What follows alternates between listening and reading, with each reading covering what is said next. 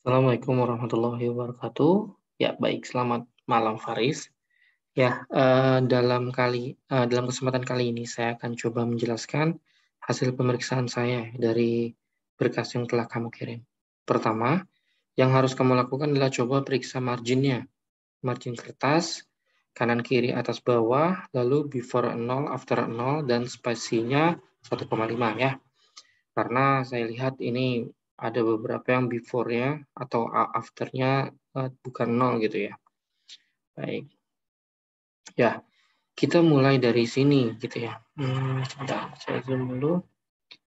Ya, di sini sebenarnya nggak salah sih menurut saya. Kamu sudah baik dalam menjelaskan awalannya gitu ya. Tetapi mungkin dalam paragraf pertama dan kedua ini bisa digabung gitu ya. Jadi satu paragraf seperti itu. Nah, di dalam kasus paragraf 1, di sini,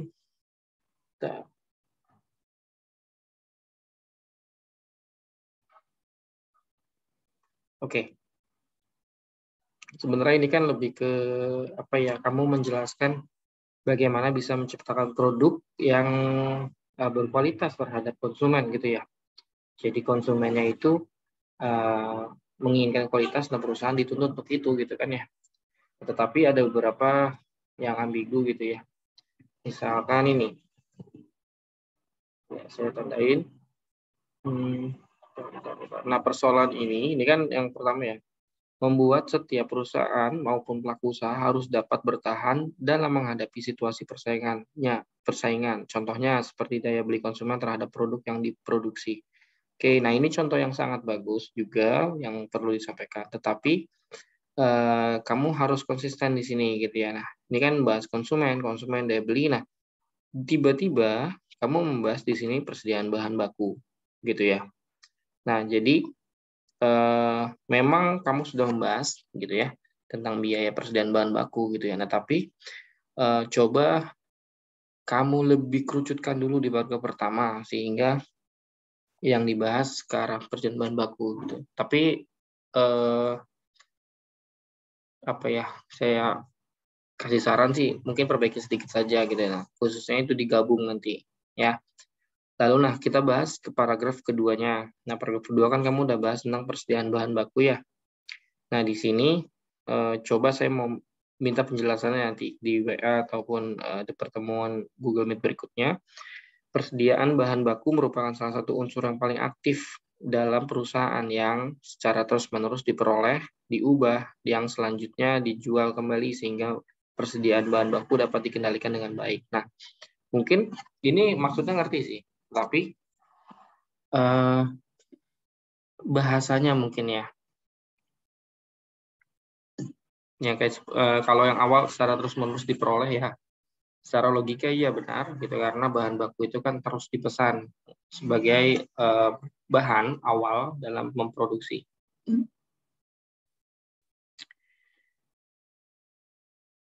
Oke, nah mungkin ini diperjelas dulu nih di bagian yang diubah yang selanjutnya dijual kembali. Nah ini dijual kembalinya apa? Mungkin kamu bisa jelasin dalam bentuk produk jadi gitu ya dan sebagainya gitu. Lalu di sini mungkin kamu coba jelaskan dulu masalah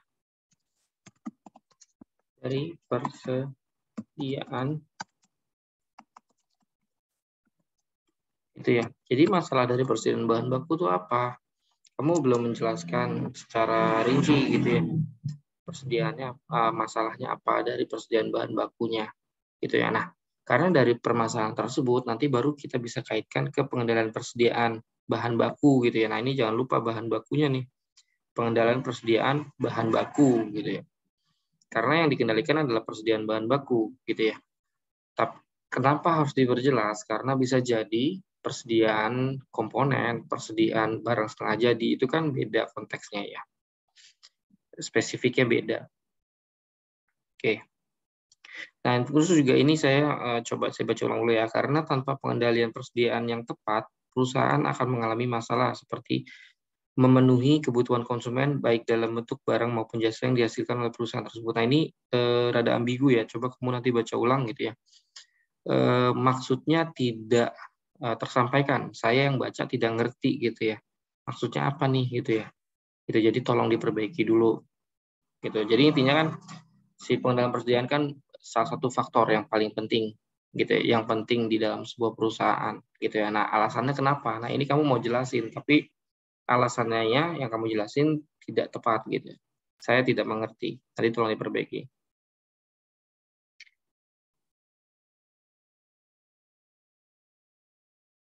Oke. Nah, jadi sebenarnya kan nah, ini pada dasarnya sebuah perusahaan mengadakan perencanaan. Nah, ini ada kata perencanaan, hati-hati nih. Mungkin dihilangkan saja, difokuskan saja ke pengendalian ya. Perusahaan mengadakan perencanaan dan pengendalian bahan baku yang bertujuan untuk menyembuhkan biaya serta memaksimalkan laba perusahaan tersebut. Nah, jadi pengendalian persediaan bahan baku tuh tidak melulu soal biaya ya. Memang benar gitu ya. Meminimumkan biaya persediaan gitu ya, karena kita tidak ada perawatan dari barang-barang yang kita simpan terlalu lama. Terus memaksimalkan laba gitu ya, karena tidak ada biaya yang dikeluarkan sehingga laba yang dikeluarkan full untuk laba gitu ya. Nah, selain itu juga kan sebenarnya bisa pengendalian persediaan itu dapat juga menjaga kualitas dari bahan baku gitu ya, karena yang kita tahu gitu ya, bahan baku apapun, apalagi kamu sini kan makanan ya, kalau terlalu lama disimpan kan apa yang terjadi gitu ya, itu akan menurun kadar kualitasnya. Artinya rasanya, teksturnya, aromanya itu nanti akan menurun kualitasnya gitu. Nah, pengendalian persediaan bahan baku pun juga sama gitu ya. Bisa mengatur tentang kualitas bahan bakunya, tapi bukan kualitas produk ya, kualitas bahan bakunya. Agar kalau logikanya kan kalau bahan bakunya itu berkualitas atau baik, maka produk yang dihasilkan pun kemungkinan besar akan baik gitu ya. Tapi sebaliknya juga sama, kalau bahan bakunya tidak baik, maka produk hasil akhirnya pun tidak baik gitu ya. Jadi itu juga nanti tolong dijelaskan. Nah, kamu ini kan membahasnya kan warung ya, CV bukan gitu kan ya. UKM juga ya masuk nggak ya? Saya kurang paham definisi UKM. Yang pasti bukan perusahaan, bukan CV gitu ya, atau bukan PT gitu kan, karena dia perorangan. Nah, kamu bahas dulu hal itu gitu ya di bab ketiga gitu. Nah, karena di bab ketiga ini di bab ketiga sorry, paragraf ketiga. Karena di paragraf ketiga ini kamu masih membahas tentang perusahaan gitu ya. Padahal yang kamu akan bahas kan bukan perusahaan. Seperti itu. Nah, jadi di sini kan pada usaha warung bakso. Jadi sebelumnya itu sudah mulai kamu breakdown. Jadi awalnya memang boleh dimulai dengan membahas perusahaan, tapi semakin ke sini kamu lebih sempit gitu ya. Persempit pembahasannya hingga nanti ujungnya adalah di usaha warung bakso gitu ya. Seperti itu.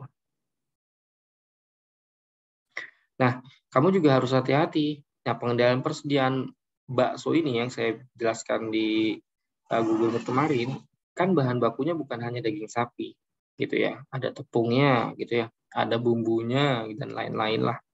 Jadi untuk membuat bakso yang enak kan banyak ya bahan bakunya. Nah, itu yang harus kamu juga bahas nanti, gitu. Ini mungkin petiknya dihilangin aja ya. Tanda petiknya tidak mewakili. Oke. Ya seperti itu. Jadi, nah lalu di sini kamu juga harus menampilkan masalah dari si warung mie ayam dan bakso cita rasa ini. Masalahnya apa? Khususnya di pengendalian persediaan bahan baku gitu ya. Ya umumnya kan masalahnya adalah si bapak sering sisa gitu ya, atau stok yang sudah dibuat itu nggak habis gitu dan sebagainya. Nah itu nanti tolong dijelasin juga nanti di bab paragraf ketiga ini gitu ya, sehingga kita tahu masalah yang dihadapi oleh beliau ini di warung mie ayam dan bakso cita rasa ini apa gitu ya. Nah, solusinya kan dengan pengendalian persediaan bahan baku seperti itu ya.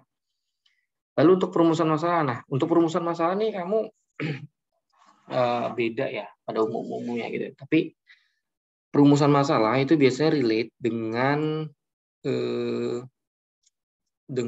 tujuan gitu ya. Jadi walaupun bisa jadi poinnya sama gitu, misalkan perumusan masalahnya 2, maka tujuannya 2, kalau 3 itu juga 3 gitu ya.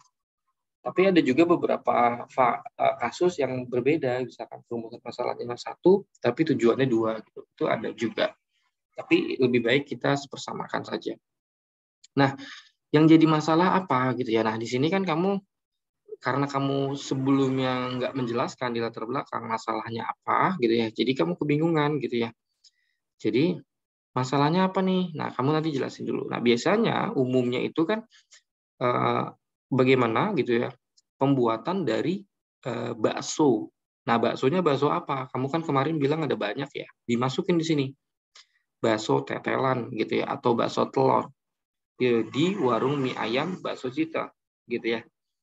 Jadi pembuatannya gitu ya. Kamu pengen tahu gitu ya atau masalahnya aja karena pembuatan dengan pengendalian persediaan bahan baku kan berpengaruh ya. Seperti itu. Lalu yang kedua ini boleh gitu ya, bagaimana pengendalian persediaan bahan baku gitu ya. Jadi jangan sampai lupa kata persediaan bahan bakunya, jangan sampai hilang. Seperti itu. Terus berapa tingkat persediaan bahan baku yang optimal? Nah, ini di-delete aja gitu ya. Karena ini sudah masuk ke analisis. Nah, kamu kan sini nggak nyampe analisis ya, Faris ya. Jadi ini di-delete saja. Oke ya. Nah, itu nanti diperbaiki. Nah, kemudian di pembatasan masalah, poin 1 oke. Nah, poin 2, nah ini harus diperjelas nih, Faris nih. Pengamatan hanya dilakukan pada penggunaan bahan baku dan biaya yang dibutuhkan. Nah, ini biaya juga. Karena kamu kan bahasnya adalah pengendalian persediaan bahan baku ya. Jadi biaya itu tidak terlalu urgent gitu ya. Tapi jikalau memang dibutuhkan, kamu ada datanya, silakan dimasukkan. Ini diperjelas penggunaan bahan baku terhadap apa, baksonya bakso apa, gitu ya, agar kita tahu yang kamu bahas adalah itu. Gitu. Lalu waktu pengambilan data dilakukan pada tanggal typo, tanggal 1 April sampai 1 Mei, gitu ya. Baik. Nah, ini tujuannya. Nah, ini bukan tujuan ini. Ini adalah harapan, gitu ya. Harapan atau manfaat dari penulisan. Tapi kan sayangnya nggak ada ya di dalam pembahasan ini ya. Manfaat atau harapan. Nah, tujuannya apa? Tadi kan masalahnya sudah ada. Pertama membahas tentang bagaimana pembuatan bakso tetelan contohnya di warung bakso ini gitu ya. Nah, berarti sini kan mengetahui gitu ya proses produksi dari pembuatan bakso tetelan di warung bakso ini gitu ya. Nah, kedua itu kan tentang pengendalian persediaan.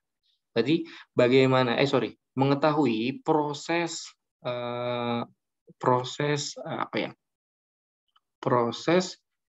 penerapan gitu ya dari pengendalian persediaan bahan baku di warung bakso ini gitu. Itu bisa seperti itu ya, Faris.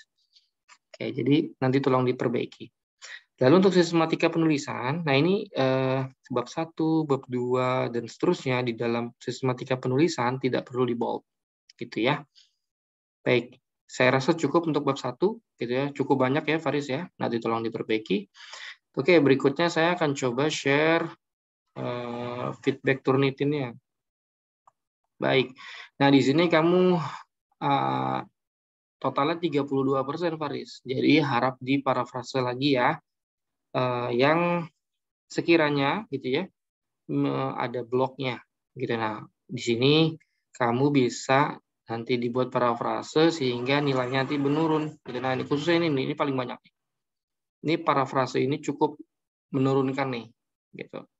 Jadi lihat aja mana yang banyak gitu. Ini juga, ini dari mana nih? Banyak banget nih. Seperti itu. Oke, kemarin sudah saya jelaskan ya. Jadi seperti itu dulu Faris, gitu ya. Nanti hasil koreksiannya silakan lihat di Google Spreadsheet, ya. Kamu bisa akses. Terima kasih. Assalamualaikum warahmatullahi wabarakatuh.